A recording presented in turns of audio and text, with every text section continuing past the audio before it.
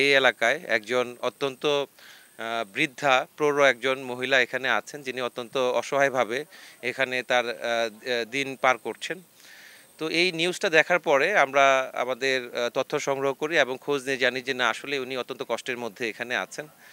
তো তাকে অ্যাড্রেস করার জন্য আমরা তার জন্য সামনে যেহেতু ঈদ, আমরা কিছু ঈদের উপহার সাথে করে আমরা নিয়ে আসছি। পাশাপাশি সে যেন একটু বিশ্রাম করতে পারে, একটু তোশক, বালিশ, চাদর থেকে শুরু করে কিছু রসদ সামগ্রী এবং ঔষধপত্র আমরা তার জন্য নিয়ে আসছি। এছাড়াও তার পরিবারের জন্য আমরা একটি মাদি ছাগল নিয়ে আসছি, যেন তারা সামনের দিনগুলোতে ভালোভাবে তারা অতিবাহিত করতে পারে। তো আপনারা জানেন যে আমরা র্যাপিড অ্যাকশন ব্যাটালিয়ন, আমরা আইন শৃঙ্খলা রক্ষার পাশাপাশি অপরাধীদেরকে দ্রুত যেন আমরা আইনের আওতায় নিয়ে আসতে পারি, সেজন্য আমরা কাজ করছি।